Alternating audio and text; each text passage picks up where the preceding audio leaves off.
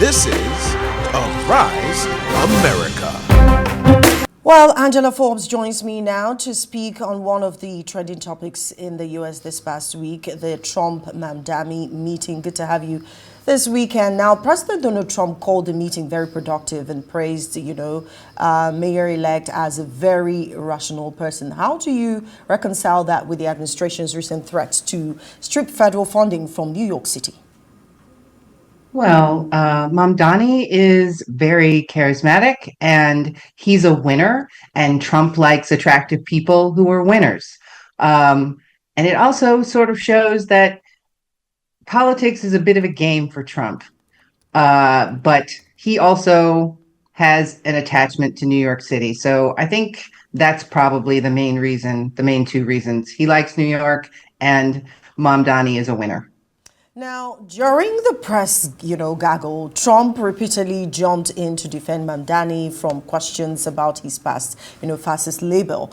Does this protective stance signal a shift in the White House's approach to progressive Democrats, or is it just a political theater? Plus, you know that he's also had an interview with ABC where he says he's maintaining the stand on what he thinks about Trump. So what's your reaction to this? Well, I think that Donald Trump, it's a bit of both. It's good optics for TV, but optics don't really change policy. And so we'll just see what the White House does. We'll see what Donald Trump does when there aren't any cameras for him to perform in front of. Right. So the two leaders also framed the conversation around affordability, housing, groceries, utilities. But yet Trump has historically championed tax cuts that many argue exacerbate inequality. So how will you hold the administration accountable for delivering on those same affordability promises for New Yorkers?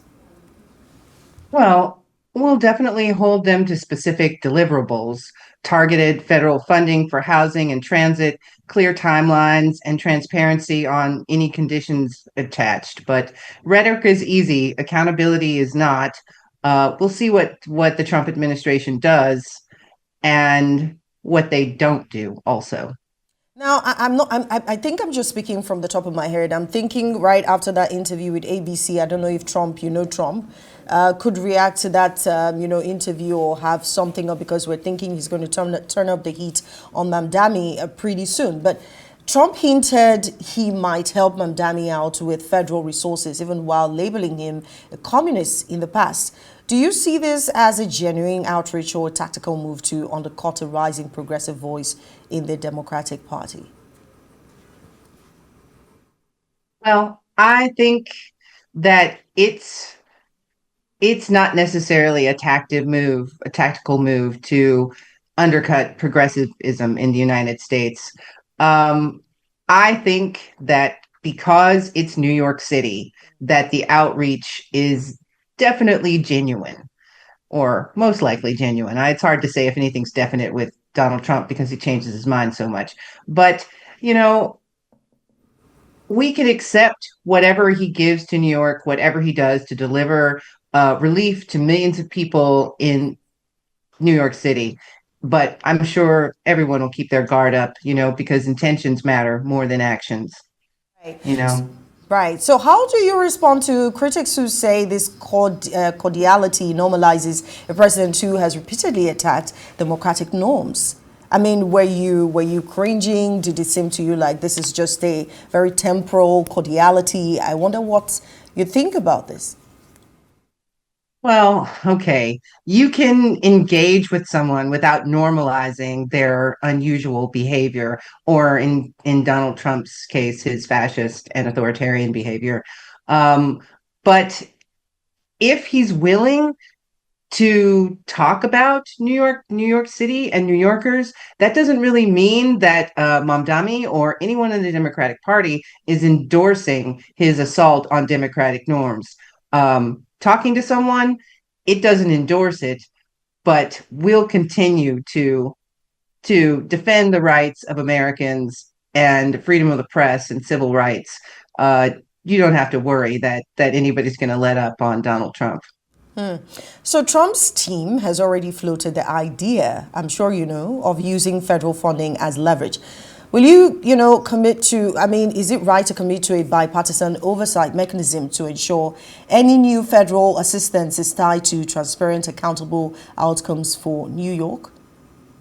Well, of course, all oversight should be bipartisan, and it should come with clear, enforceable conditions and independent oversight and public reporting so we know where the dollars are actually going to help people in New York City, to help our transit riders and our working families. So finally, with the 2028 election cycle looming and Trump constitutionally barred from running, does this meeting signal a new era of cross-party engagement, or is it a one-off photo, optics that will fade as the political stakes rise? Is that what you're saying? What do you think about these, optics? Well, I think that Democrats have wanted bipartisan communication, bipartisan activities forever. It's only Republicans that have had difficulty acting in a bipartisan faction. And we hope that this is the start of something positive, but it's difficult to say considering what's going on with the rest of the United States and ICE and other negative things that are happening in the United States. All that would have to change before we could really say that there was some kind of truce. Right. I know you were going to bring up the, ICE situation, but thank you so much, Angela Fobbs, for chatting to us with regards this Mamdani and Trump meeting. She's the Director of Strategic Initiatives, Democrats Abroad. This is Arise America.